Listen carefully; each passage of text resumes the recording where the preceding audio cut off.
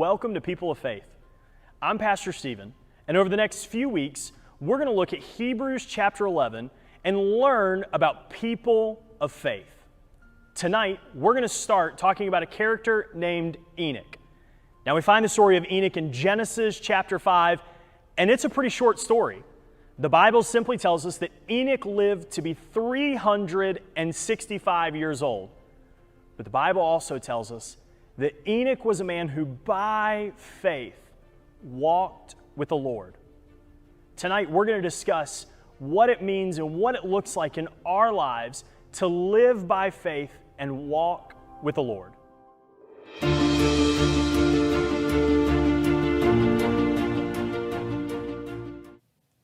Welcome back to Wednesdays at Calvary. We're so glad to have you with us. I'm Pastor Beau, the associate pastor here, and we're so grateful to be back on Wednesdays talking about this great topic of people of faith. And as Pastor Stephen intro, we are going to be talking about Enoch tonight, but all of our people of faith throughout this series are coming from a well-known passage, Hebrews chapter 11, and we're going to spend the next few weeks talking about various people of faith and attributes that help them become known as people of faith.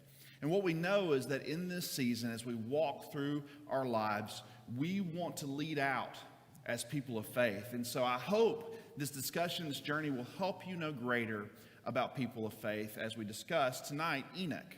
But before we get into that, I want to welcome in Pastor Michael, Stephen. Guys, welcome with me tonight. Thanks for being here. Not like you have any choice, right? We're going to be here. But we're so glad to be here hanging out, getting to spend some time together, discussing tonight one of the great characters of the Bible.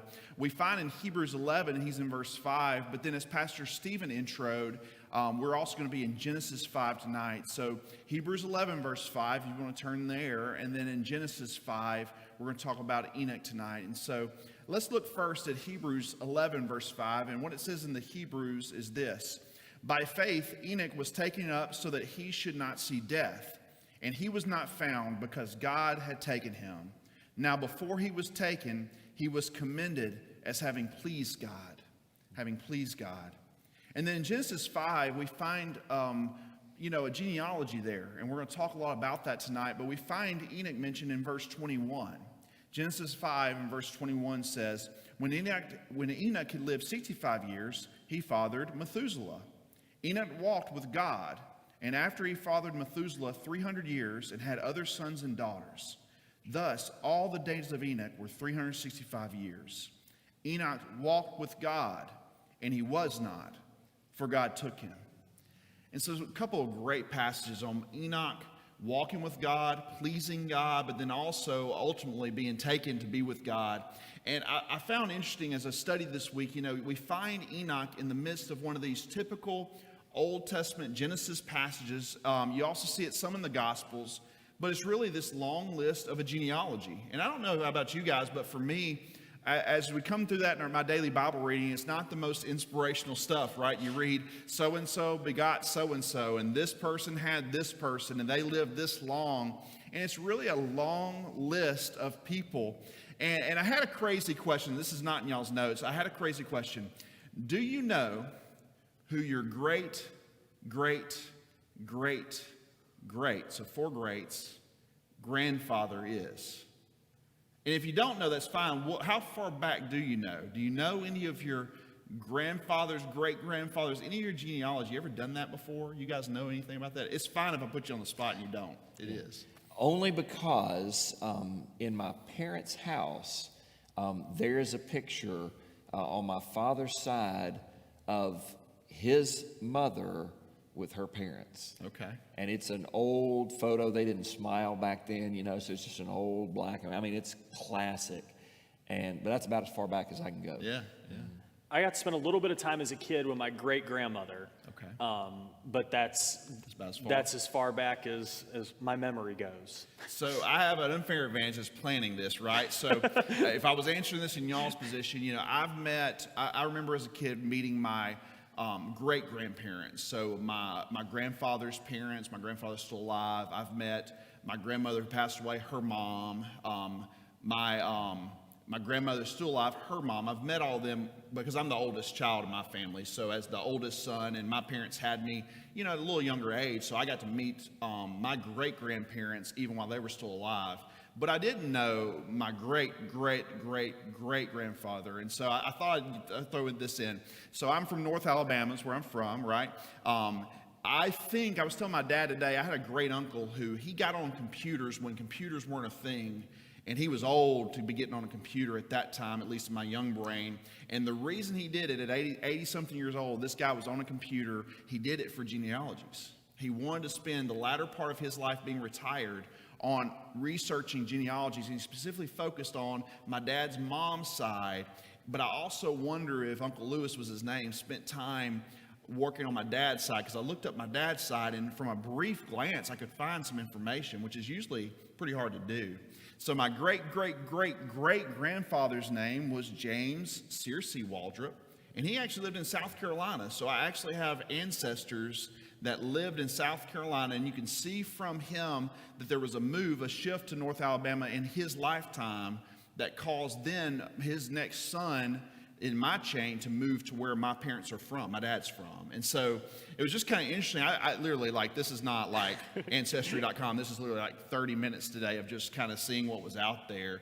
But in that short, brief glimpse of time, I learned more about my family than I've ever thought to know, And what I think is important, as we even discussed this tonight, is for you guys to know about Enoch, is that he was directly descended from Adam through Seth. So if you remember Cain and Abel, obviously Cain kills Abel, then Cain gets disbanded from the family, has to go out on his own for that murder.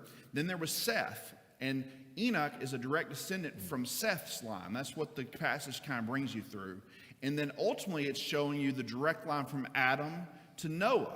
So Enoch, father of Methuselah, guys, what's Methuselah known for? Oldest one. Right, oldest person in the Bible we know of that ever lived, right? And then through that line ultimately came Noah, which we all should know who Noah is. If not, hint, that's one of our people of faith. I believe it's next week, actually. So you'll be hearing about Noah even next week. But so they're showing us, right, the genealogy and the importance of some of the family that led up to Noah, right?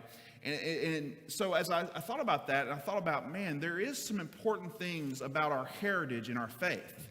One thing we can take from this passage in Enoch's life is that our heritage and our faith journey is important.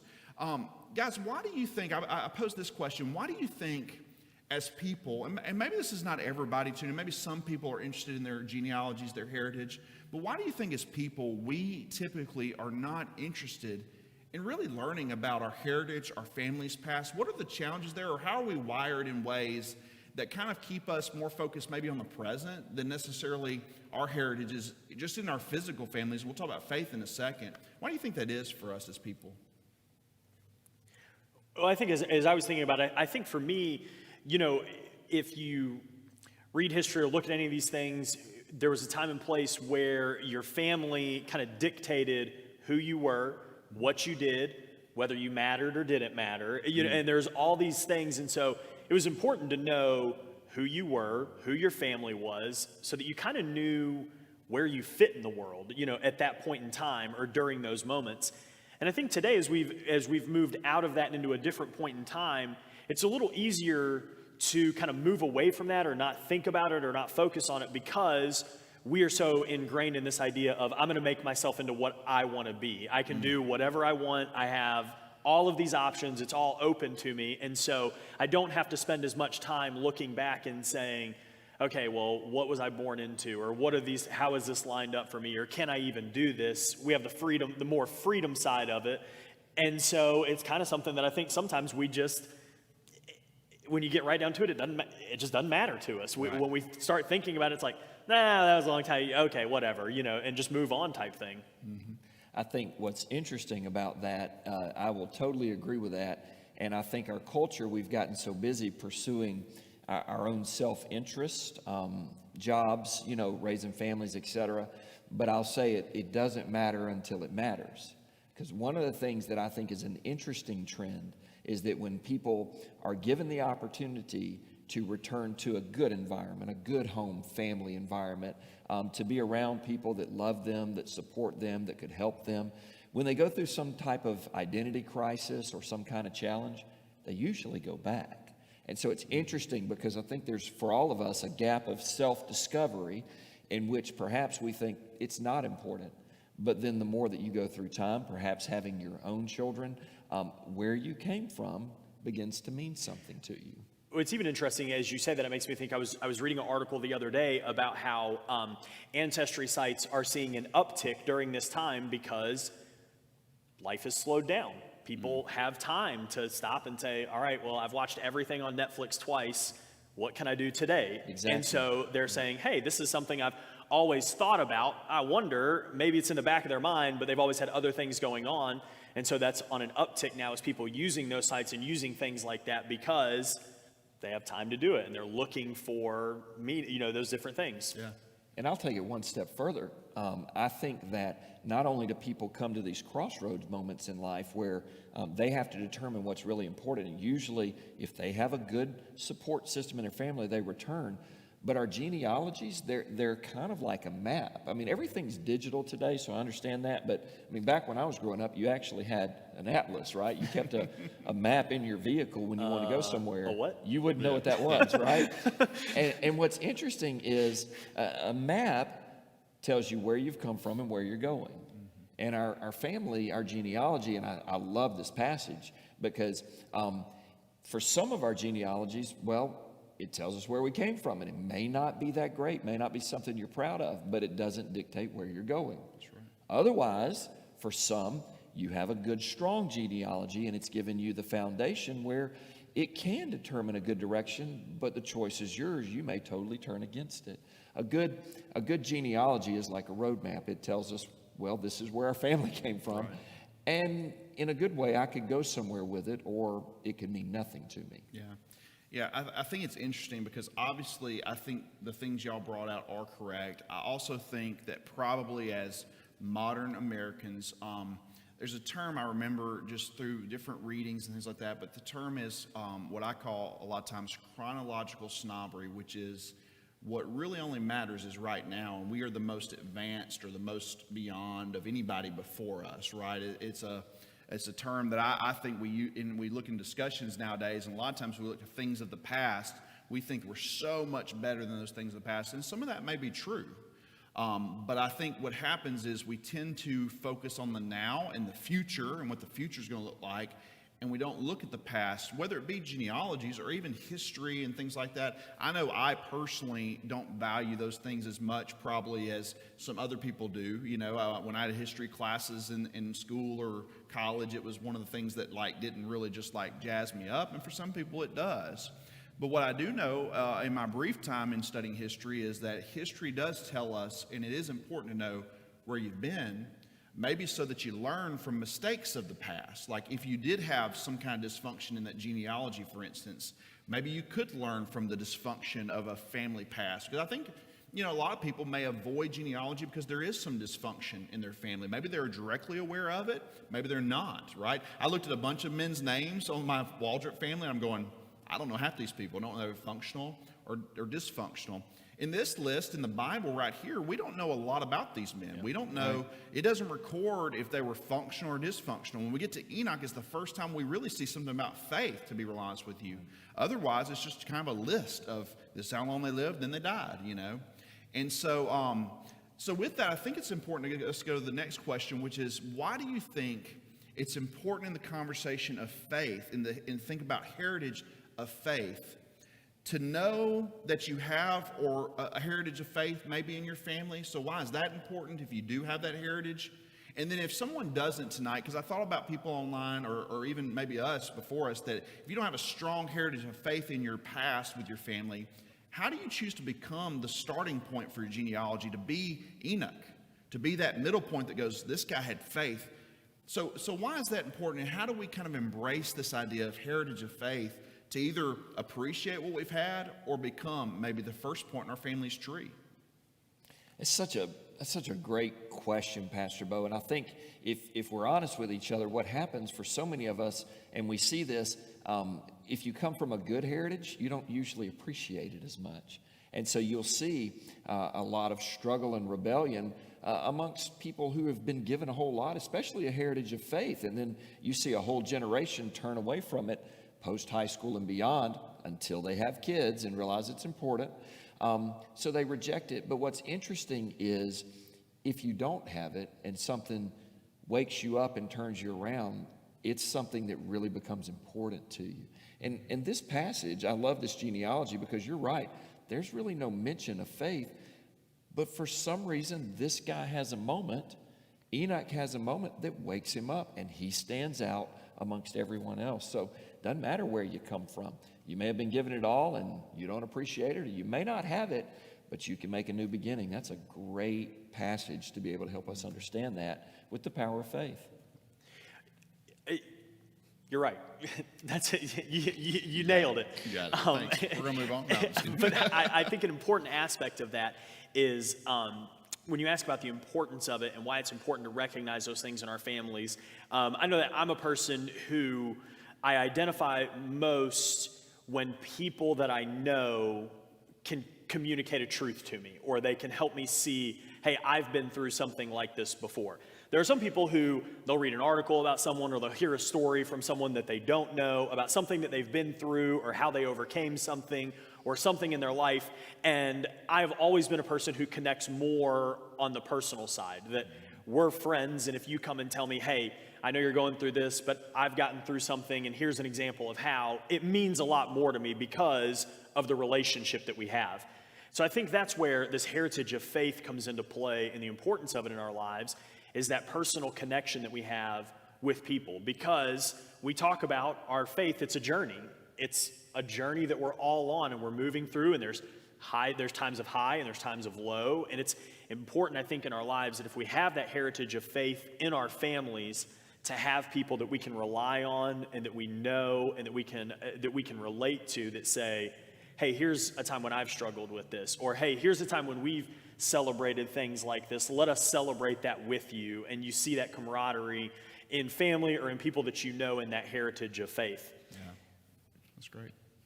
And what I would add to it is, for me, as I looked at this, I thought a lot about this idea, and we're going to get into it in a second, about walking with God. But the thing concerning heritage that hit me is, so I do have a heritage of faith, had people pour into me, good environments, things like that, Christian school, seminary, we all got that.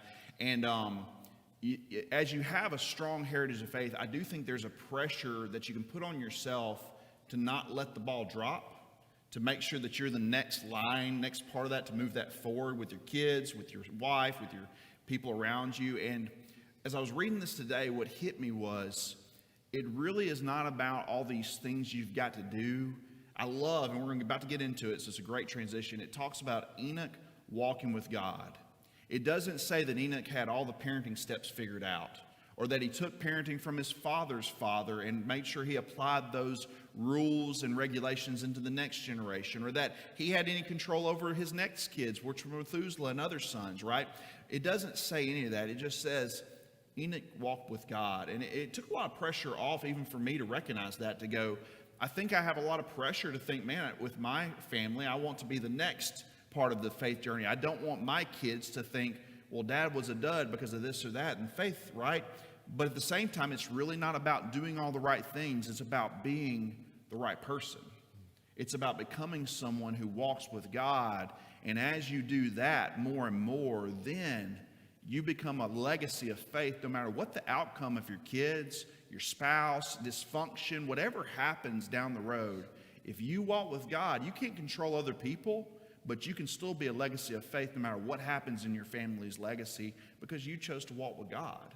And I think that's really hard, because what we want is, what I want is my children and my family to all follow God, but that's not really in my control. And the more I try to control it and make sure that legacy moves forward and I close that fist, the less I may be walking with God in a lot of ways. And so it just really struck me that it's really about who we are. Like the legacy part, this part of Enoch is really about who he was. It's not about all these details, all this stuff. It's really about who he was, So with that, really the main part of this passage, the reason Hebrews calls him out is really two things. One is, He walked with God, and then ultimately we're going to get into, man, he disappeared, right? He went to heaven, right? Didn't have to die. And so he's kind of called out for these two things. But this walking with God concept is pretty important. Let me ask you something. When you think of walking, do you enjoy that or not? I have a unique this season of life perspective on it, and the answer is yes, because one of the things that I started doing for my own mental health and sanity and physical health, started running during this whole shutdown. And my oldest daughter and I started doing that together. And so we spent a lot of time doing this training regimen, and it was good. But there were times where we would walk. So the running is kind of like life. You're working really hard. You're trying to accomplish a goal.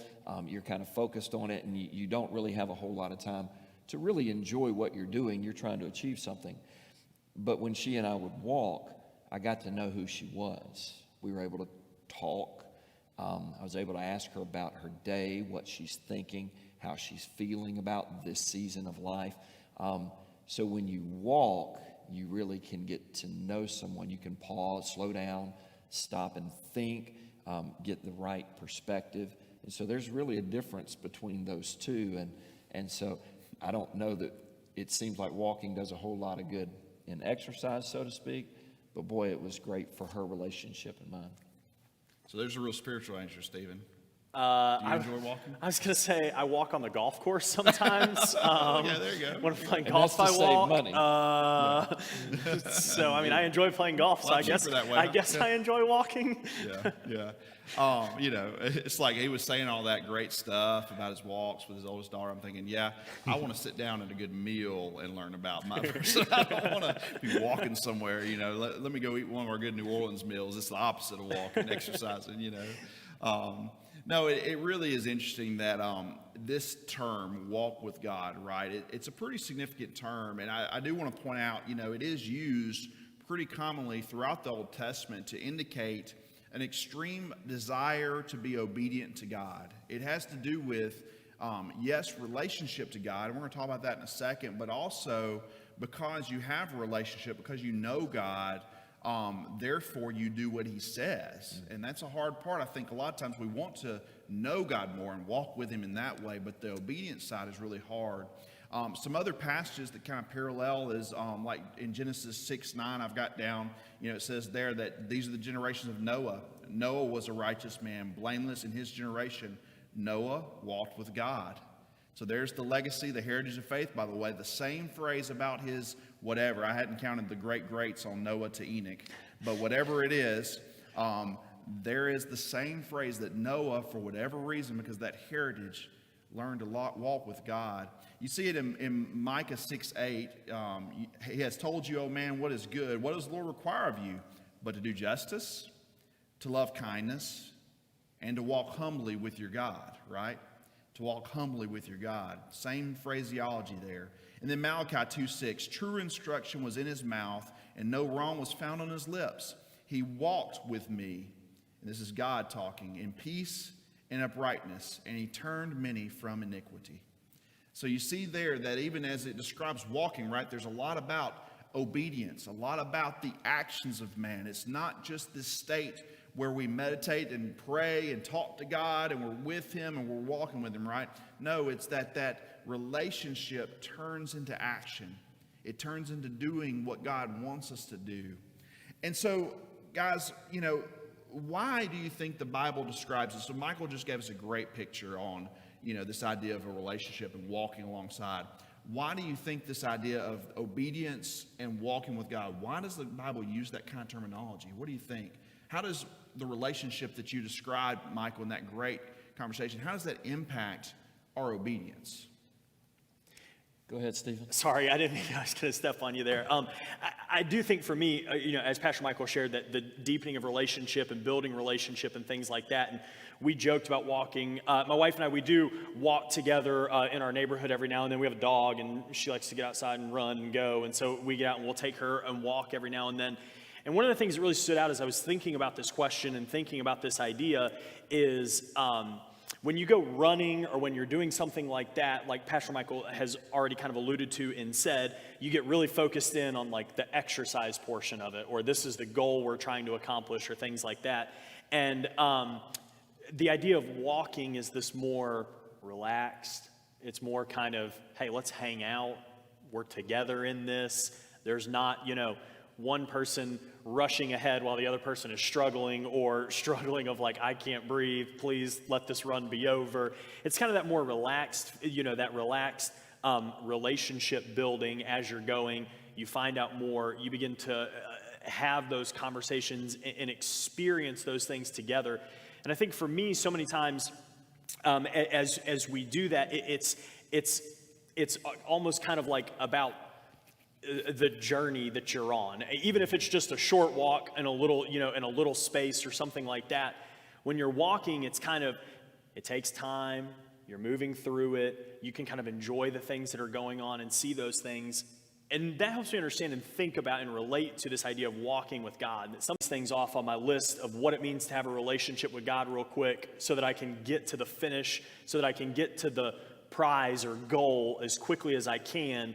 And we miss the enjoyment of the walk, the enjoyment of daily walking and daily communicating and daily diving in and taking some time and letting it kind of be more in our life than just a quick, I'm going to run and accomplish this goal really fast. And your question about the walk leads to obedience. So how does obedience come out of that? I'll obey if I love, Right. So I will, and it won't be a manipulated choice. I will obey because I want to if I love. So the whole walking with God, there are two things that stand out when I read that phrase. The with God helps me understand with means I'm not alone. Mm-hmm. And that really gripped me when I read this, because for us, we're not alone. I mean, you can feel rejected. You can feel lonely in this time. You can feel abandoned. But you're not alone if you have your relationship with the Lord. You're with God. And therefore, then being with God, you get to know Him more. The more that I am with Him and He is with me, the more I spend time with someone, the more I fall in love. And when I fall in love, I want to please them. I want to serve. I want to make them happy. It's not because it's manipulated out of me. No, that walking, spending time with, building relationship, not being isolated, not trying to accomplish something selfishly for myself, but I am in relationship, walking with God. Love is growing, and obedience is going to come forth. Yeah. And as I hear you talking about that, it kind of relates to my other thing I thought of, which is also when there's a point of correction in our lives for obedience sake, when you know the heart of who's correcting you, it's so much easier to receive that correction.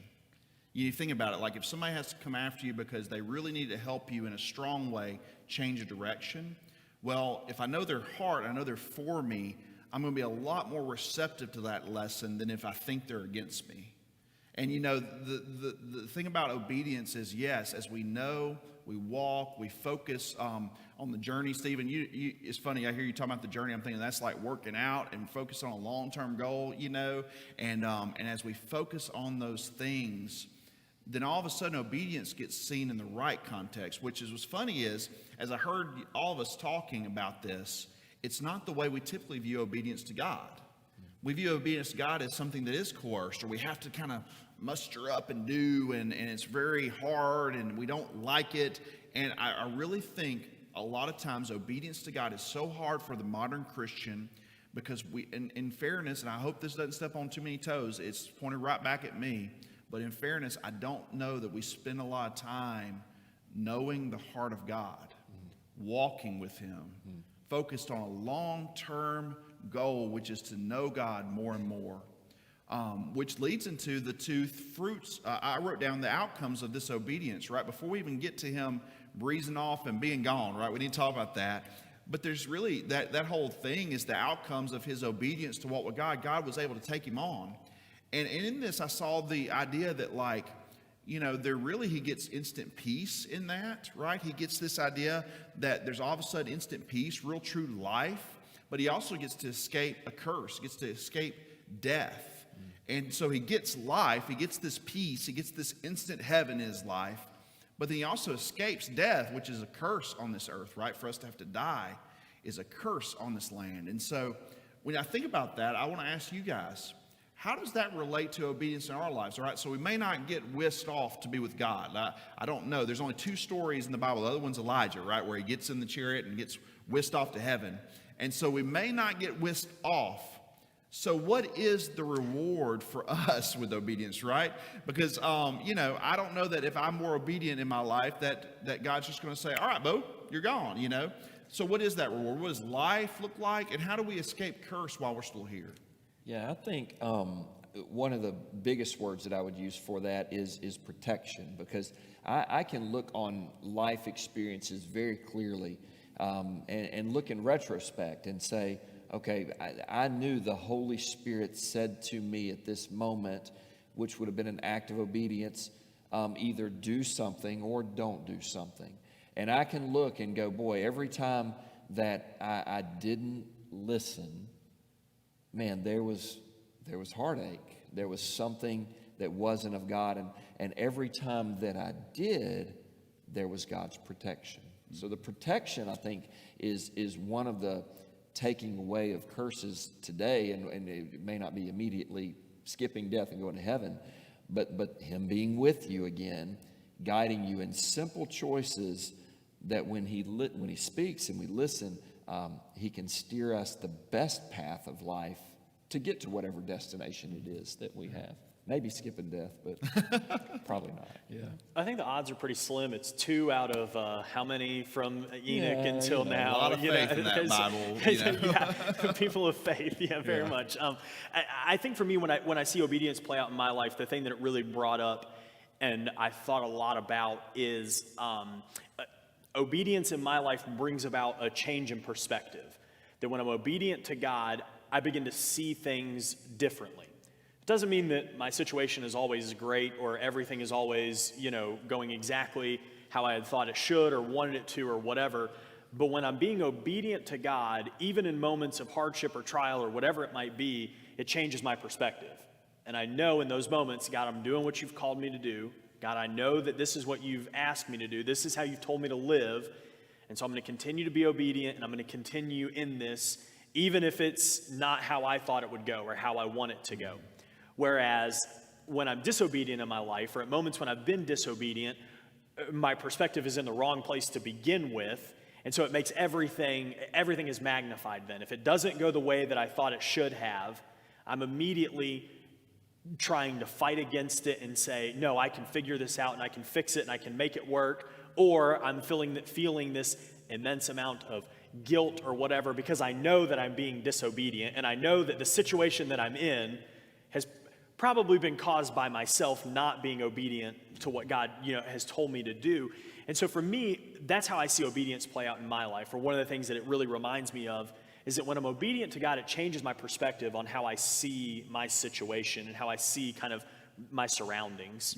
Yeah. It's funny as we're talking about all this, we're using terminology like seeing my surroundings that has the idea of walking, right? Like knowing your path, right? Things like that. And what I find interesting about what both of you said is you're right on. And on top of that, life is already hard enough by the things that are brought into our lives that are outside of our control.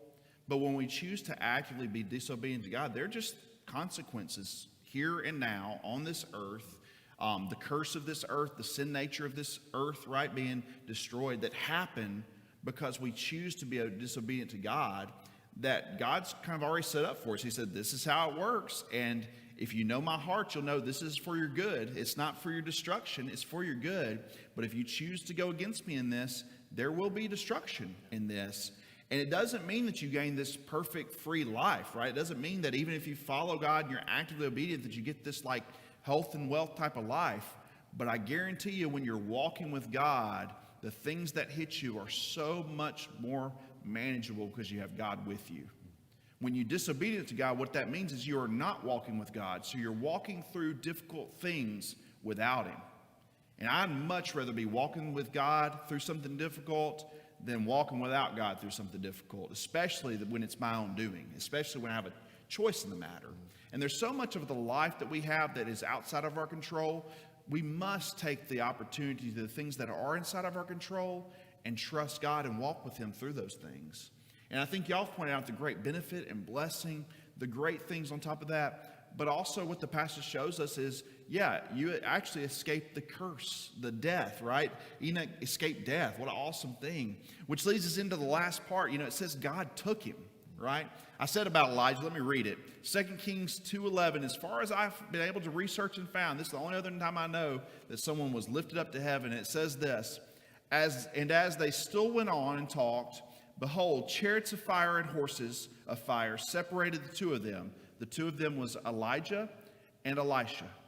And then Elijah went up by a whirlwind into heaven, and Elisha saw him no more.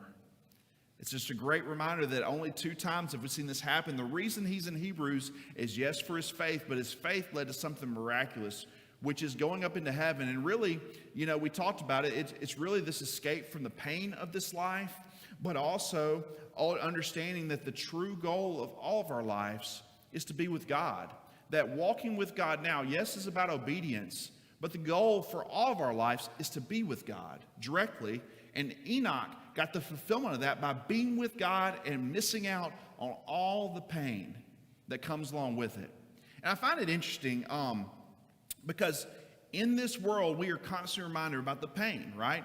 You either have that sometimes happen in your body, or maybe it happens through circumstance in your life, but we see the pain that's in this world. I mean, just in the season we're going through with a virus and a pandemic, we see the natural pain of this broken world, and yet we are often convinced by our own doing that this world is our home. So how do we stay reminded in our lives that this world is not our home? That ultimately, we're going to talk about in a second, God is the goal, right? But Enoch is a great representation that, yeah, as you walk with God, all of a sudden, I don't know about you guys, but it can bring a little fear to go, do I think that way? That like, all of a sudden, you guys are on your own, Bridget and Shiloh, they're on their own, I'm gone, I'm with God. And why is that? Why do we hold on? Why does it create, even for Christians, a trepidation? Why do we think that we're meant to live here? I think this seems kind of like a simple answer that I'm going to give you, but it's what our world tells us. Mm-hmm. It's what our world pushes us towards. It's about, what are you doing while you're here? What are you worth? What is your value? And it's all about, what do you have? What do you look like? What is your job? What are the things that you're building here? And Scripture is so counter to that. It's interesting, in Jumpstart over the past few weeks, for our Calvary kids, we've been talking about the kingdom parables that Jesus tells in the Gospels, where he talks about this very thing. He tells these parables about these people who they sacrifice everything that they have for the sake of the kingdom of God, that they give everything else away to obtain this one thing. And that's so counter what our world tells us. We get caught up in not thinking about that future prize or those things, or that this is not our home, because we let the influence of the world push us to a point where it says, this is our home. This is what matters. What kind of house do I have? What kind of car do I drive? What do I do about all these things? We lose sight of that idea that this isn't our home. And I think as the world pushes us that way, then it takes away from exactly what Enoch had, and that is he walked with God. So the more that you cling to the world, the less you're going to walk with the Lord. And what this picture, really what makes it amazing, can you imagine being so close to the Lord that there really was no transition? I can't even fathom that.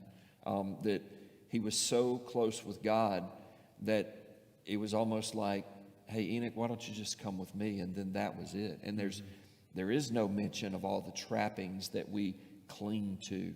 There's none of that. It's like he was there, and then one day he wasn't, because he was that close with the Lord. Yeah.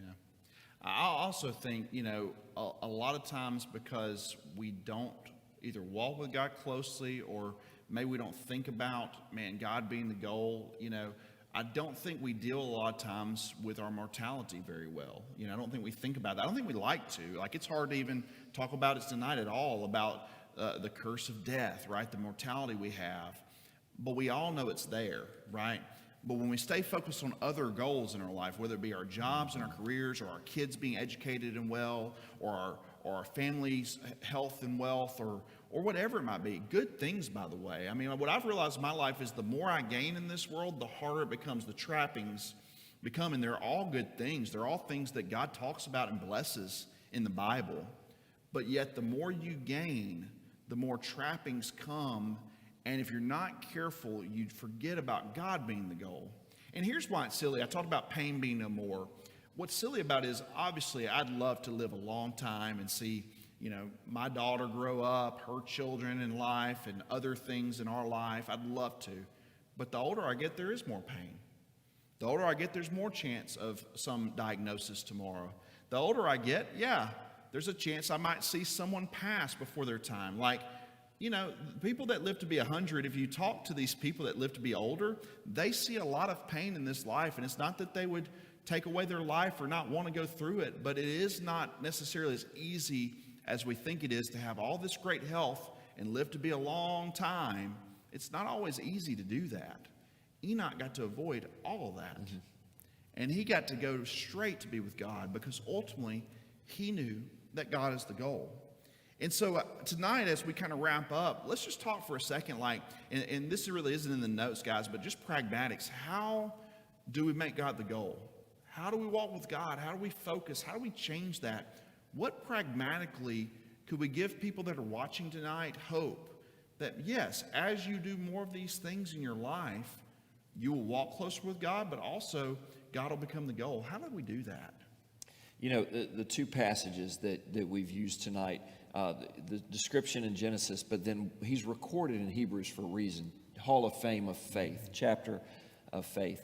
And so when I think about your question, how do we do it? There are two things to say. He walked with God, and God took him.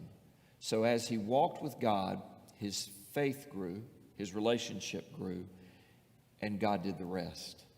And that helps me, because that's really faith. Because are we clinging to this world? Are we running through this world? Are we fighting for what's ours or what we believe in this world? But when we shift and we walk with God and we deepen that relationship, which grows our faith, then God's in charge, because it says, and God took him. So whatever happens, even if you live a long time or a short amount of time, when you're walking with God, God's in charge. So what God's going to do, you're really willing to trust him, because you have that relationship that's grown through your walk with him. That's a beautiful picture. I'm done. It's great. As I think about kind of those practical sides of it, again, going to the passage in Hebrews 11, it says that, before he was taken, he was commended as having pleased God. And then it says, without faith, it's impossible to please him. For whoever would draw near to God must believe that he exists, and that he rewards those who seek him. And I think that's such a great, as we've had this conversation of this idea of walking with God, being obedient to God, knowing him, knowing his heart, all of these things, that idea of believing that God is who he says he is and rewards those who seek him. And I think that's something that, as I think about Enoch and I think about kind of the ending of this story, that I see it in my own life is like, how do I structure my life in a way that says, God, I'm going to seek after you. I'm not going to go after all these other things, but I see that what's important is, like you said, that he's in charge, that he's the one who's going to make all these things happen. He's the one who is protecting and overseeing and all of these things. And so, God, I need to structure my life where my priority is seeking you above all else. It says, they will seek me and find me when they seek me with all their heart, or you will seek me and find me. It's a heart, it's a focus change, right? First and foremost, we've got to recognize that our lack of focus is a part of the problem, that sometimes we may lose and shift our focus. And by the way, understanding all this, there's grace, there's love. God, he's there for us when we do lose our way, when we're not walking with him. But if we want to walk with him, the other thing I thought of is back to the original example, specifically, Michael, that you gave. But I've also, took some walks in this day and age, this time we've been in with some extra time. And I also think the other thing that's just really, really, really important is, as you choose to focus and seek God, carving out the time for him. And I know that's basic, like that's real basic, but like you think about how hard it was to develop your running and walking now habit. It took a pandemic, right, to really get active with it because all the trappings were gone. Everything fell away. Same for my family, like the walks we've taken. And by the way, as school's gotten back in gear and things have gotten back, ratchet back up, the walks are harder to find, right? Things get back and they get in the way. And so that's a physical example of just us in our relationships. Well, with God, it's the same way. You know, for our lives and for you that are watching, it really just takes you being willing to realize that that project or that thing that you are focused on and is consuming all your time is not more important than the God who loves you. And yes, it's all got to fit, and we only are given so many hours a day. I get it. But we do have to have a focus on our faith in our lives. We've got to prioritize the things of God to have a walk with Him. And if you don't, you will see the fruit of it. And what will happen is not that you choose tomorrow to start walking in disobedience to God. What happens to all of us is that all of a sudden we drift. And all of a sudden things start entering our life that we never thought possible because we drifted away. And what you will realize is that you just have chosen slowly over time to ignore your walk with God. And so it's really basic, but I just think time, right? Having a plan. And it's really not, it doesn't have to be in detail. It's not having all these Bible plans, all this prayer stuff. And I mean, we get into a lot of that to help disciple you and help you grow in what you're doing. But the reality is for most of us, it's just having the carved out time with God.